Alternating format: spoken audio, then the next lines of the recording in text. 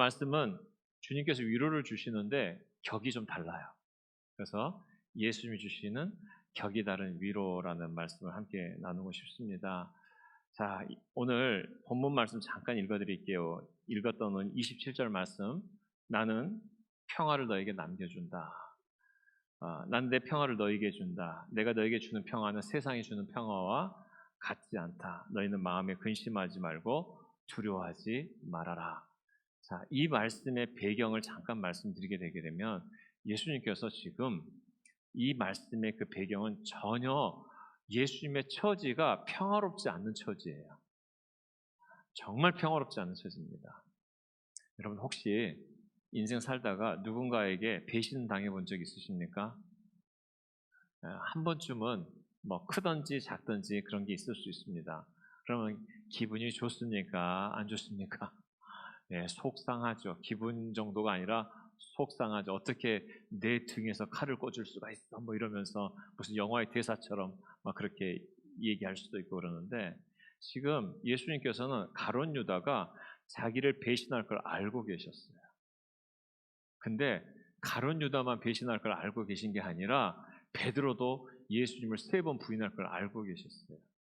그러니까 성경에 오늘 이 요한복음 14장 그 전장에 13장에 보게 되면은 베드로도 3번 부인할 것이다라고 얘기할 때 이 베드로가 아주 기를 쓰고 달려들었죠. 난 절대 그럴 일이 없을 것이라고 그렇게 달려들죠. 근데 어떻게 됐습니까? 부인했어요, 안 했어요? 부인했죠. 그러니까 이 베드로는 예수님을 따르고자 하는 어떤 의지는 있었지만 능력은 없었던 거예요. 그 능력이 없었던 베드로였었습니다. 도마는 어떤 사람입니까? 우리 다 알다시피 의심 많은 도마 뭐 이렇게 말을 많이 하잖아요. 근데 이 도마에게 예수님께서 14장에 와서 이렇게 얘기합니다. 나로 말미암지 않고는 아버지께로 갈 사람이 없다 하시면서 나는 길이요 진리요 생명이다 라고 이 도마에게 이렇게 얘기를 했어요. 여러분 지금도 이 시대의 사람들이 예수님만이 하나님 아버지께로 갈 수 있는 하나님께로 가는 길이다 진리다 이런 말 들었을 때에 교회 밖에서는 이게 독선이라고 느껴질 수 있어요. 그런데 여러분 그거 아세요? 진짜는요, 이 진짜를 진짜로 말할 수밖에 없어요. 아무리 누가 독선이다 그러다 하더라도 진짜는 진짜로 말할 수밖에 없는 거예요. 이건 타협할 수 없는 부분이에요. 왜냐하면 다른 데 길이 없는데 길이 있다라고 말하니까 그건 거짓된 거잖아요. 그래서 우리 진짜를 얘기하기 때문에 예수님께서 그렇게 얘기하시는 것입니다. 그러면 성령님을 또 약속하시고 또 아버지 집에 내가 갈 것이다 이렇게 하시면서 오늘 내가 너에게 평안을 남겨준다 이렇게 얘기를 했었던 것입니다. 자, 이 내용을 듣고 제자들이 근심했을까요? 근심했을까요? 아주 마음에 편안해졌을까요? 여전히 근심했어요. 여전히 근심했어요. 왜냐하면은 제자들이 이 소리가 들려오겠습니까? 예수님이 떠나간다는데 무슨 말이 들리겠어요? 제가 어렸을 때에 5살 때쯤이었나 엄마가 이렇게 외출을 하셨어요. 이제 저 혼자 놔두고 아무튼 기억이 안 나는데 집에 저밖에 없었어요. 엄마가 이렇게 나가시면서 엄마 딱 1시간만 있다 올 거야. 걱정하지 마. 1시간만 있다 올 거야.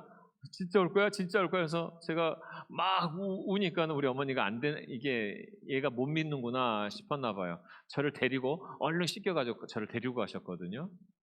그게 머릿속에 기억이 남아요. 근데 제가 엄마가 다시 올 거란 걸 알지만은 두려워할까요? 안 두려워할까요? 예, 두려워하죠. 그냥 집에 혼자 남겨져 있으니까 얼마나 두려웠겠어요. 그러니까 이 제자들도 마찬가지예요. 지금 이 제자들 마음 가운데 예수님은 있어도 되고 없어도 되는 분이 아니시거든요. 반드시 있어야 되고 반드시 예수님이 성공하셔야 돼요. 왜냐하면 이분이 예수님이 메시아라는 걸 잘은 모르지만은 이제까지 해오셨던 모습을 보니까 따를 만한 분이고 스승이고 그러니까는 이분이 반드시 성공해야 되는 거예요. 그런데 이분이 떠난다 그러니까 얼마나 제자들이 불안합니까? 두렵습니까? 그들 가운데 예수님께서 제자들에게 위로의 4가지 위로의 말씀을 주시는데 이 4가지 위로가 어떤 분들한테는 오늘 확 와닿는 분도 계실 것이고 어떤 분들은 뭐 그런 게 있나? 이런 분도 계실 거예요. 그 중에 하나만이라도 마음에 붙드시기 바랍니다. 할렐루야. 첫 번째는 기억의 위로입니다. 한번 읽어볼까요? 시작. 복음의 증인이 되게 하겠다. 기억의 위로. 요한복음 14장 26절 말씀. 그러나 보혜사 곧 아버지께서 내 이름으로 보내실 성령께서 너희에게 모든 것을 가르쳐 주실 것이며 또 내가 너에게 말한 모든 것을 생각나게 할 것이다. 자, 교회에 오랫동안 다니셨던 분들은 성령님에 대한 인식이 있습니다. 가르침이 있고 또 경험이 되어졌기 때문에. 근데 신앙생활을 이렇게 안 해보신 분들은 성령님에 대한 게 도대체가 이게 와닿지가 않아요. 그냥 거룩한 영이신 분이 우리와 함께 하신다는 게 와닿지가 않습니다. 근데 복잡하게 생각할 거 없어요. 여러분들 그 공포 영화 보면은요, 그 공포 영화의 그 장면이 나를 지배합니까? 그걸로 끝납니까? 지배합니다. 지배해요. 우리나라 사람들은요, 한국 사람들은 공포 영화 속에서 늘 나오는 그 단골 메뉴가 하나 있어요. 처녀 귀신. 이 여인은 절대로 양장으로 나타나지 않아요. 머리 파마하지 않아요. 생머리에다가 항상 하얀 옷을 입고 다녀요. 그냥 이게 내 마음을 딱 지배하잖아요. 그러게 되면은 사람들이 그게 연상이 돼요. 그럼 미국 사람한테 이 여인에 대해서 소개하잖아요. 그러면은 전혀 느낌이 없어요. 그러니까 우리 문화 속에 있는 우리를 공포스럽게 하는 그런 모습이거든요.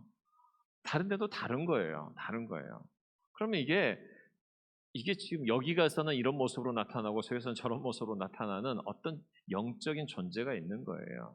이게 악한 영이죠. 그러니까 이 악한 영이 우리를 지배하는 것이 우리의 삶이 어떻게 되느냐? 불안하고 염려스럽고 걱정되고 할 수만 있으면 생각 안 하고 싶고 그러죠.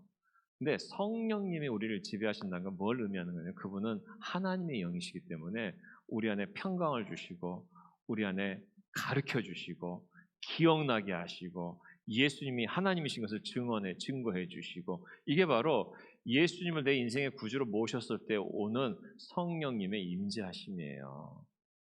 최대한 쉽게 얘기한 겁니다. 이미 알고 계신 분들은 알고 있다고 하지 마시고 성령님을 모시고 사셔야 돼요. 그래서 아무튼 이 성령님께서 우리를 너희가 말할 것을 기억나시게 하시겠다는 거예요. 자, 보세요. 다시 한번 요한복음 14장 26절 말씀에 자, 예수님께서 내 이름으로 보내신 성령께서 너희에게 모든 것을 가르쳐 주실 것이며 너에게 말한 모든 것을 생각나게 하실 것이다. 뭔가 의도가 있지 않으세요? 지금 성령님이 오신 어떤 의도가 있는데 생각나게 해주신다는 거예요. 여러분, 우리는 성령님을 이렇게 경험할 때에 자꾸만 너무나도 우리의 이기심과 정말 보잘것없고 하잘것없는 우리의 욕심으로 자꾸 성령님을 결부시키려는 경향이 너무 커요. 하다못 예를 들는다 이런 겁니다. 내가 사업을 하는데 성령님이 사업 도와주세요. 내가 질병에 걸렸는데 성령님이 질병 고쳐주세요. 성령님이 하시는 일 중에서 가장 어떻게 보면은 낮은 수준의 일들이에요. 그것은요.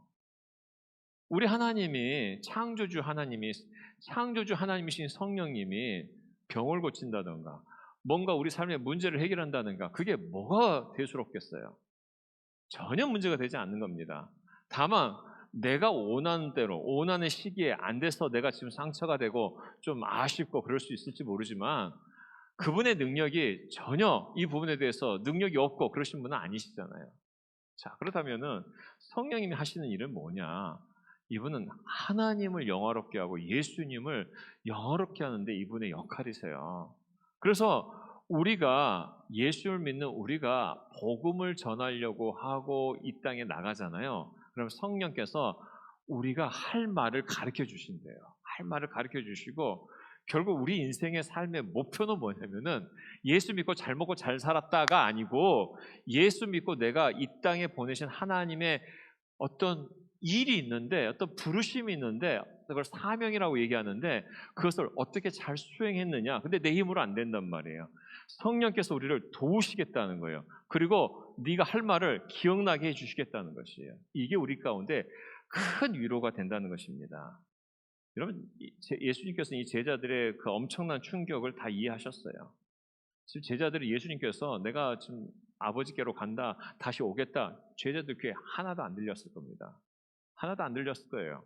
지금 예수님이 있냐 없냐가 더 중요한 것이지 다시 오겠다 이거 하나도 안 들렸을 거예요. 그런데 나중에 제자들이 예수님이 부활하시고 승천하시고 성령님을 경험하고 나니까 예수님이 하셨던 한마디 말씀이 귀에 머릿속에 기억이 나는 거예요. 기억이 나는 거예요. 누가 하시는 거예요? 누가 기억나게 하시는 거예요? 성령님이 기억나게 하시는 거예요. 제가 옛날에 이런 적이 한번 있었습니다. 어렸을 때 누가 안 가르쳐줘서 혼자 생각한 거예요. 내가 공부하지 않아도 성령님이 역사해 주시면 다 생각나게 하실 것이다라고 착각에 빠진 적이 있었어요. 그리고 공부 안 하고 교회에 와서 열심히 일을 했어요. 봉사를 했었어요. 그리고 봉사하면서 제 마음 가운데 이상한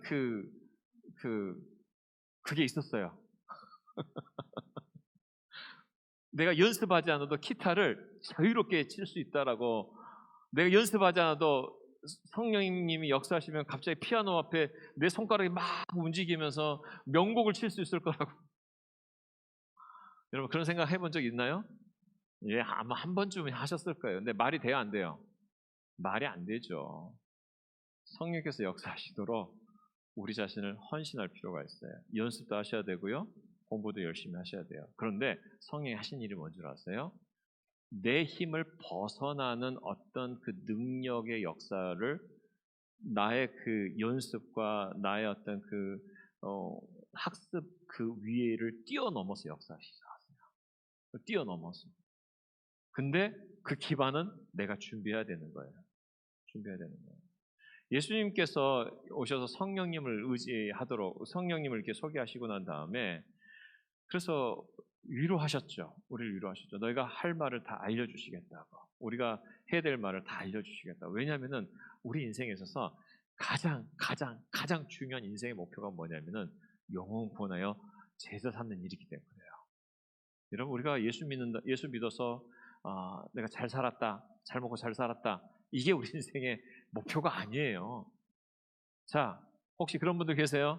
내가 잘 먹고 잘 살려고 열심히 노력했는데 하루아침에 나의 삶의 일부분이 날아간 분 혹시 계세요? 저 그런 분 엄청 많이 봤어요. 평생을 모아놨는데 한꺼번에 사라져요. 평생을 모아놨는데 내 몸이 한 번에 나가요. 딱 병원에 갔더니 얼마 못 산대요. 이런 말 들으면 우리는 정말 황당하죠. 왜냐하면 이제까지 내가 쌓아왔던 어떤 부분은 쌓아왔는데 어떤 부분은 무너져 있잖아요. 이때 이루 말할 수 없는 좌절, 정말 어찌할 바를 모르는 그런 삶을 우리가 경험해 보신 분들이 우리 주변에 너무 많잖아요. 인생의 목표는 우리가 무언가를 성공하는 게 목표가 아니에요. 뭔가를 나의 자아를 실현하는 게 목표가 아니에요. 나를 만드신 그분께 내가 영광이 되느냐 안 되느냐, 내가 그분의 영광을 위해서 사느냐 안 사느냐, 바로 이런 것이에요. 자, 좀만 더 넘어가 봅니다. 이 베드로 얘기를 잠깐 해볼게요. 베드로가 사도행전 말씀에 가보잖아요. 그러게 되면은 이 요한복음에서는 베드로가 예수님을 3번을 부인합니다. 그러니까 쉽게 말해서 예수님 배반한 거예요. 배반하고 나 예수님 모른다고 도망가는 사람입니다. 그런데 사도행전 2장에서는 전혀 다른 모습의 베드로가 나타나요. 그리고 그 사이에 무슨 일이 일어났느냐? 예수님께서 십자가에 죽으시고 다시 살아나십니다. 부활하셨습니다. 그리고 하늘에 오르시고 그 다음에 약속하셨어요. 성령을 보내주시겠다고.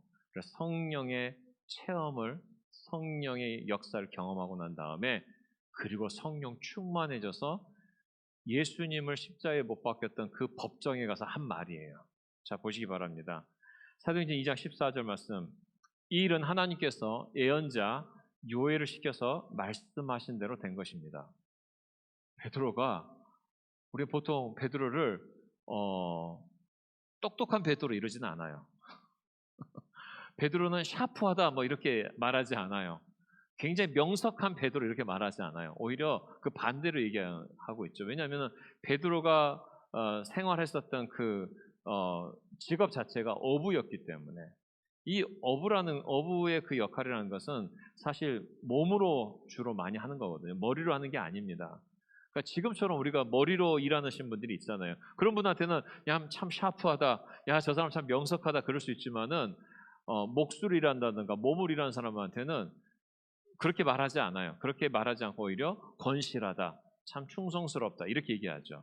아무튼 이 베드로가 누가 봐도 누군가의 말을 인용한다던가 이랬던 적이 없었던 사람입니다. 그런데 갑자기 예언자 요엘의 얘기를 합니다. 그러고 난 다음에 22절부터는 이렇게 얘기합니다. 이스라엘 동포 여러분, 이 말을 들으십시오. 여러분이 아시는 바와 같이 나사렛 예수는 하나님께서 기적과 놀라운 일과 표징으로 여러분에게 증명해 보이신 분입니다. 하나님께서는 그를 통한 여러분 가운데서 이 모든 일을 행하셨습니다. 아마 베드로가 이런 어조로 얘기했을 거예요. 띄엄띄엄 더듬으면서 얘기하지 않았을 거예요. 아주 담대하게 자기 마음 가운데 있는 것을 확신 있게 말하는 거예요. 여러분, 제가 설교할 때도 그런 경우가 있습니다. 우리 노래하신 분들도 아마 그럴 수 있는데 어떤 그 노래하신 분들, 우리 여기 노래하신 분 지금 4분 계시잖아요. 노래하신 분들이 어떤 그 경지에 딱 올라가잖아요. 그러게 되면은 목소리가 나의 그 실력을 뛰어넘어서 나오는 경우 있지 않나요?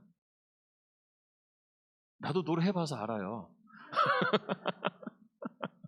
물론 고등학교 1학년 때 나의 실력을 뛰어넘어서 나올 때 있을 때 스스로가 굉장히 거기 도취합니다. 와, 내가 이렇게 노래를 하네. 무슨 말이냐면 우리가 나도 모르는 나의 능력이 나올 때 그러거든요. 근데 여러분, 우리가 성령께서 우리 가운데 임하시잖아요. 그러면 내가 이제까지 가지지 않았었던 나의 생각과 나의 어떤 그것을 뛰어넘는 하나님의 역사라는 게 나와요. 할렐루야. 그래서 여러분이 봤을 때 저 목사님 이렇게 오늘따라 이렇게 버벅거리지, 그러면 그게 제 모습이고요. 갑자기 막 유수와 같이 말을 하는데 아주 힘있고 강력하잖아요. 그렇게 되면은 오늘 목사님 설교하기 전에 기도 많이 했구나, 내지는 성령께서 지금 일하고 계시는구나, 이럴 때가 있어요.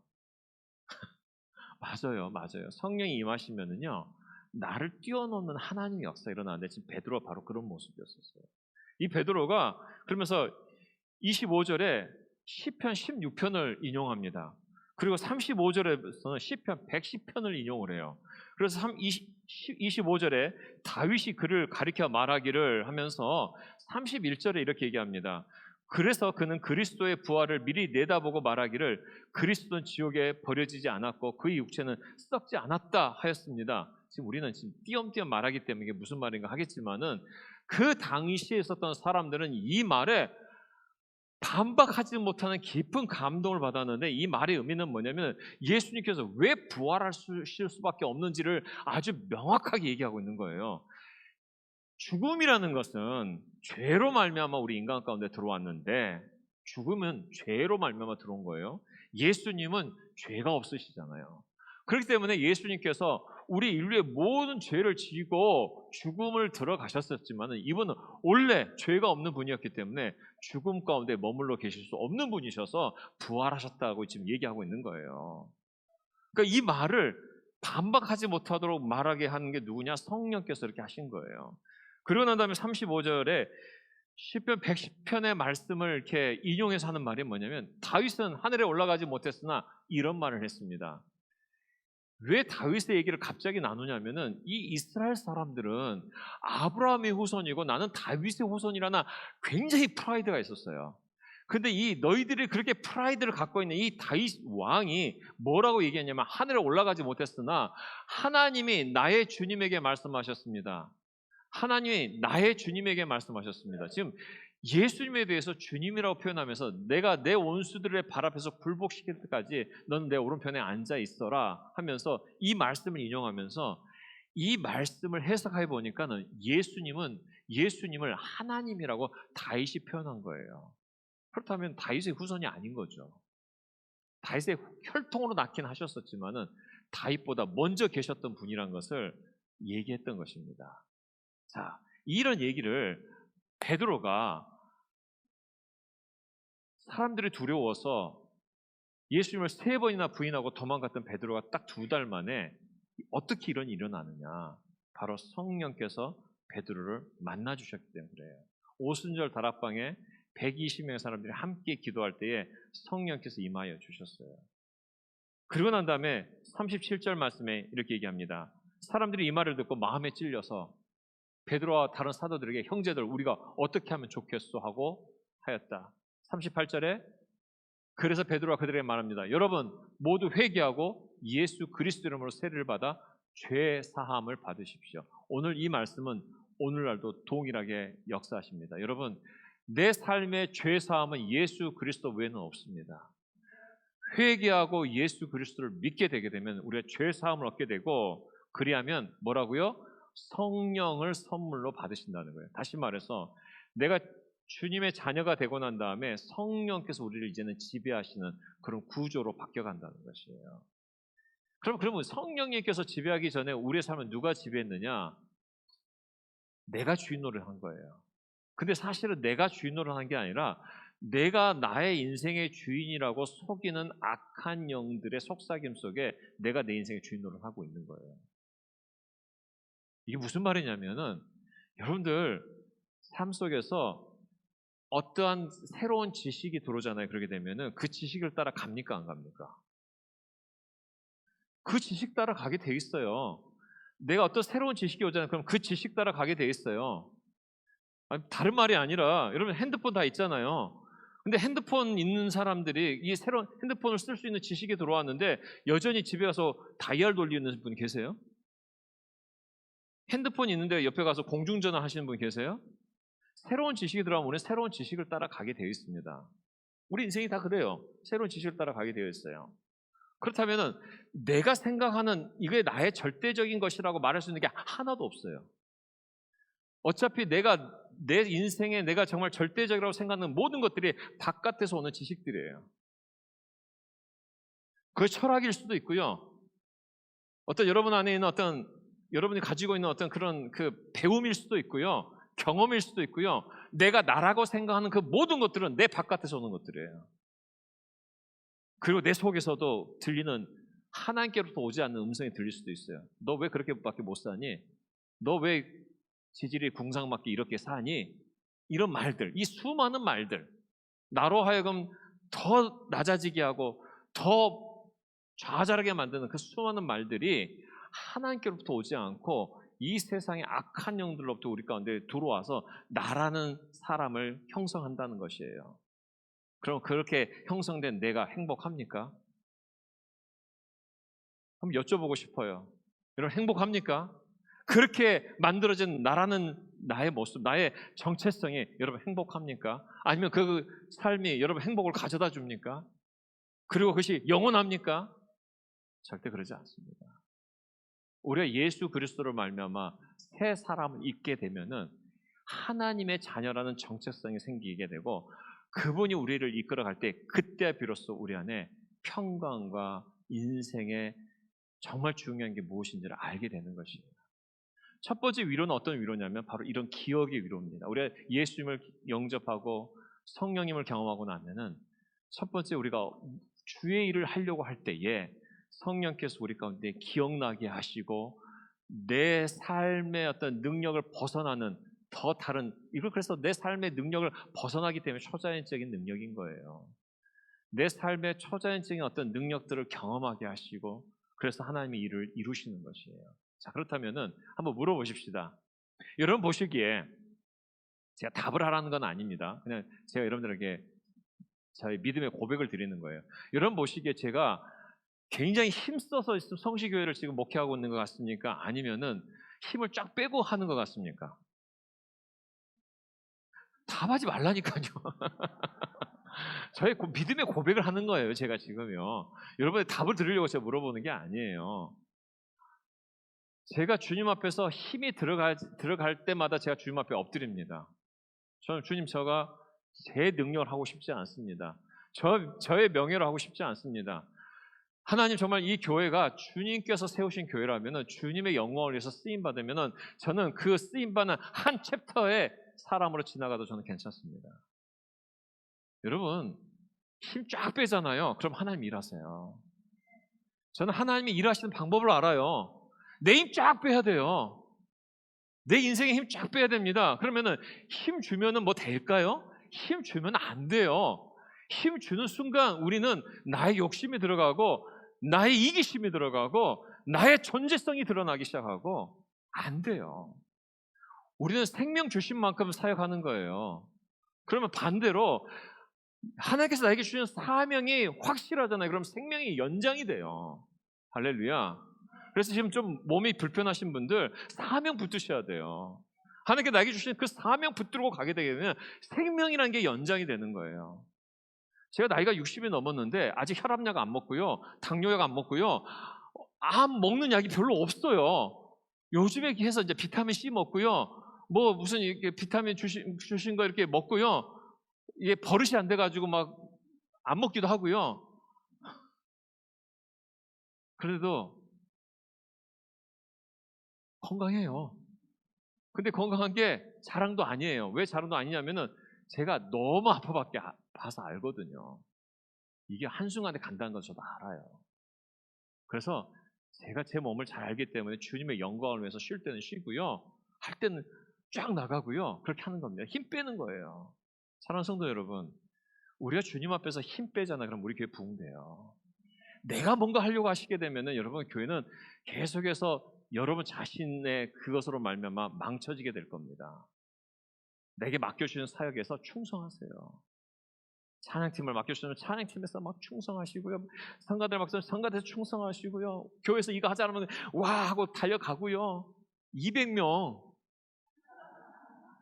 200명 가자고요. 아니 지금 우리 주일 예배에 220명씩 오고 계시는데 왜 200명이 안 됩니까? 그러면 누군가가 지금 불순종하고 있다는 거잖아요.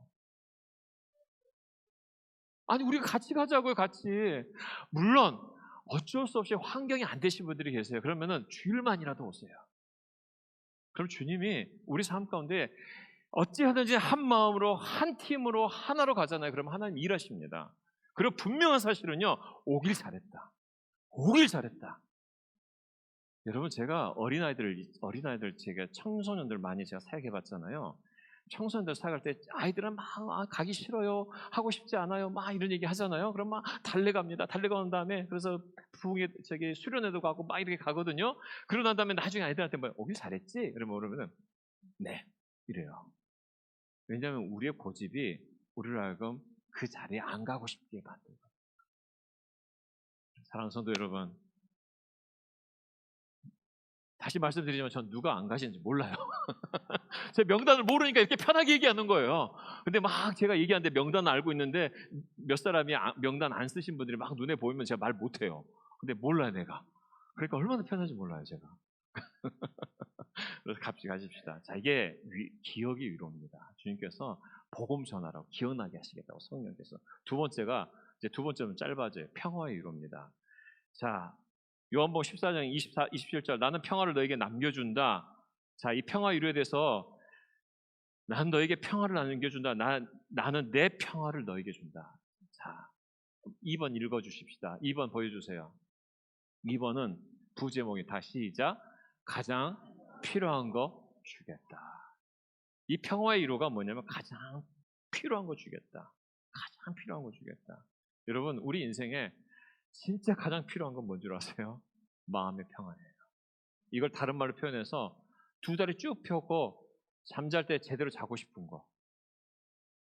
잠자고 싶을 때 푹 자보는 거. 그럼 푹 못 자는 이유가 뭐예요? 마음의 평안이 없어서 그래요. 마음에 두려움이 있어서 그래요. 걱정이 많아서 그래요. 근데 내가 가장 필요한 거 주겠다. 그게 바로 이 평화를 약속해 주셨습니다. 예수님께서 주셨던 이 평화는요. 세상이 주는 평화와 다른 게 뭐냐면 세상의 평화는 조건적이에요. 조건적이에요. 예를 들어서 내가 원하는 대로 환경이 잘 돌아가고 내가 원하는 대로 잘 되잖아요. 애들도 잘 자라주고 직장인도 잘 되잖아요. 그러면 그 다음에 은행에 잔고도 돈이 좀 적당하게 있고 그러면 마음이 어때요? 평화로워요. 근데 이것 중에 하나라도 어긋나게 해보십시다. 은행의 잔고가 떨어져요. 마음이 평화롭습니까? 불안해져요. 자녀가 내가 원하는 대로 안 되면 어떻게 돼요? 불안해져요. 직장 일에 스트레스 받으면 어떻게 돼요? 불안해져요. 그러니까 이 세상이 주는 평화는요, 다 조건적이에요. 내가 원하는 조건으로 딱 세팅이 돼 있잖아요. 그렇게 되면 우리는 평화로워요. 근데 세상이 그럽니까? 절대 그렇지 않잖아요.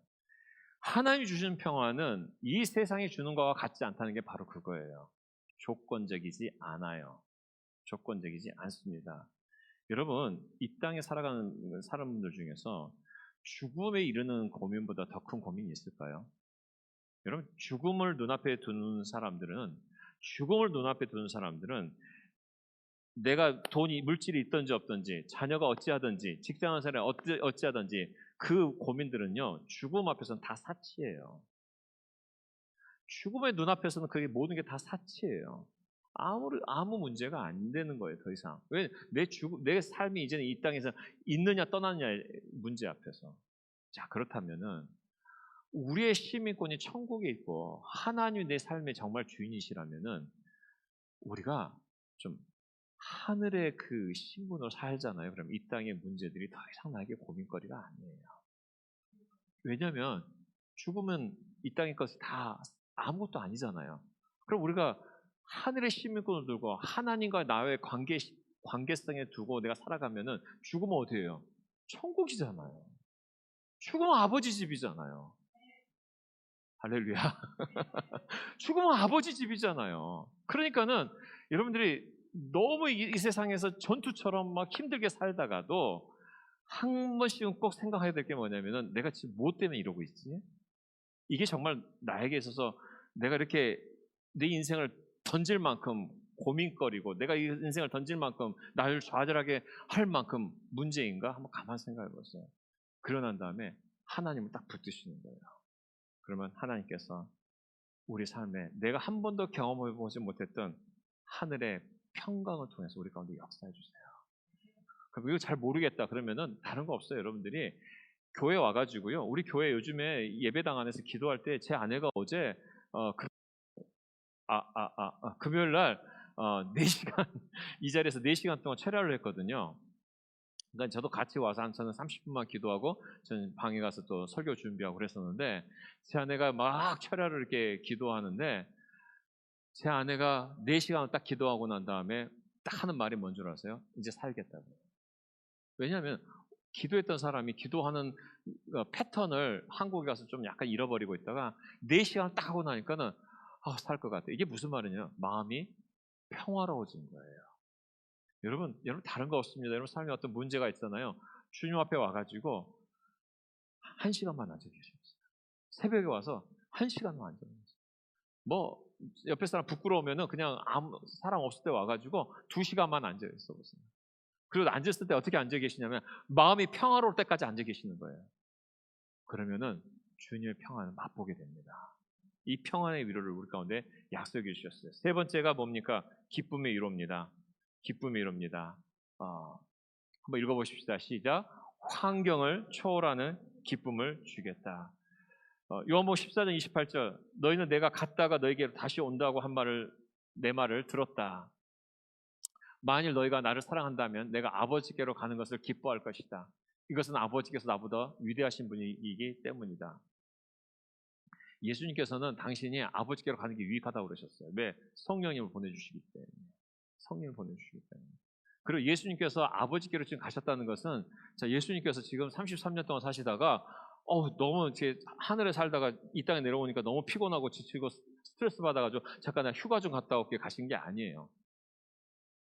사명을 다 완수하셨기 때문에 이 땅을 가셨다가 다시 오시겠다고 약속하셨어요. 그렇다면 예수님께서 이미 기쁨을 완성하셨어요. 사명을 완성하셔서 우리에게 생명을 주신 이 기쁨을 완성해 주셨어요. 그래서 우리가 하나님께서 우리에게 주신 위로는 뭐냐면 우리가 환경은 그대로인데 이 주님을 붙들고 있잖아요. 그래야 되면은 우리 안에 이 하늘의 기쁨을 주셔요. 사명을 완수하고 난 기쁨. 그리고 이 사명 때문에 주시는 그 기쁨. 그래서 야고보서 1장 2절에서 4절 말씀에 야고보가 뭐라고 얘기하냐면 형제자매 여러분 여러 가지 시험을 당하더라도 그것을 기쁨으로 여기십시오라고 얘기하는 게 기쁘지 않는데 막 기뻐하는 것처럼 막 미친 척 해라 이런 게 아니에요. 기쁨의 여기라는 건 뭐냐면 원리를 말하는 거예요. 우리가 어떠한 시험에 빠진다 하더라도 이 시험의 결국 그 주동자가 마귀일 거 아니에요. 그럼 마귀를 이미 예수님이 이겼어요, 안 이겼어요? 이기셨단 말이에요. 그러니까 너희들이 아무리 어려운 가운데 있다 하더라도 마귀가 너를 이길 수 없다는 것을 얘기해 주는 거예요. 그래서 우리가 기뻐할 수 있다는 거예요. 환경을 넘어서는 기쁨. 그리고 마지막 네 번째는 승리 주시겠다. 승리의 위로. 그래서 한번 읽어봅시다. 시작. 결국 승리하는 삶을 주겠다. 자, 요한복음 14장 29절에서 31절. 지금 나는 그 일이 일어나기 전에 미리 너에게 말하였다. 이것은 그 일이 일어날 때에 너희를 하고 믿게 하려는 것이다. 하면서 나는 너희와 더 이상 말을 많이 하지 않겠다. 이 세상의 통치자가 가까이 오고 있기 때문이다. 그러면서 그는 그 다음 절이에요. 그는 나를 어떻게 할 아무런 고난이 없다. 지금 예수님께서 십자가에 못 박히실 때 이게 장면입니다. 이 땅의 통치자, 악한 사단의 세력들이 예수님만 해결하게 되면 자기들의 왕국이 된 줄 알았는데 예수님께서 뭐라고 그러셨어요? 그는 나를 어떻게 할 아무런 고난이 없다 하시면서 결론적으로 말씀드리면 승리하셨어요. 예수님 마귀의 모든 계획에서 승리하셨습니다. 그렇기 때문에 우리 가운데 우리가 하는 모든 일은 승리로 결말지게 되어 있습니다. 행여 이 땅에서 내가 실패했다 하더라도 하나님 나라의 승리가 될 수 있어요. 우리가 그렇기 때문에 이 승리의 위로를 붙들고 가는 겁니다. 이게 바로 예수님께서 우리 가운데 주시는 격이 다른 위로입니다. 사랑하는 성도 여러분, 이제 말씀을 마무리합니다. 우리 주님 앞에서 어떤 삶을 살지 이 네 가지를 꼭 기억하셔서 예수님이 주시는 이 위로가 격이 달라요. 질적으로 다르다는 것입니다. 그래서 우리가 가운데에 복음의 삶을 살도록 기억의 위로를 주시고 이 세상에 가장 필요한 거 주겠다. 가장 필요한 게 뭔가 평화라고 얘기했었잖아요.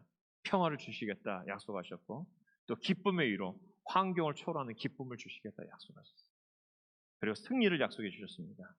우리가 주님 앞에 그런 삶을 계속해서 경험해 가는 겁니다. 여러분 마지막으로 말씀드릴게요. 어렸을 때 땅 따먹기 해보셨어요? 해보셨나요? 뭐 별거 아니에요. 그냥 말 그대로 영역을 계속 넓혀가는 거예요. 땅 따먹기 영역을 넓혀가는 거예요. 땅이니까 자꾸 부동산이 생각하지 마시고 어렸을 때 얘기. 근데 우리가 하나님 나라의 그 영역을 넓혀가는 게 믿음 생활이에요. 하나님 나라의 영역을, 믿음의 영역을 내 가정에서, 내 이웃에서, 우리 교회에서, 이 나라에서 계속 넓혀가는 거예요. 그러면서 믿음의 삶으로 하나님 앞에 승리한 여러분 되시기를 주의 이름으로 축원드립니다. 기도하겠습니다. 한 30초 동안만 우리 주의 음성 잠깐 들으십시다. 오늘 나에게 주시는 말씀 무엇인지 주의 음성 들으시기 바랍니다. 우리 주님 말씀해 주시는 분입니다. 하나님 아버지, 이 시간 저들 가운데 말씀해 주시고 주의 음성을 듣겠습니다. 우리 침묵 가운데 기도하십니다.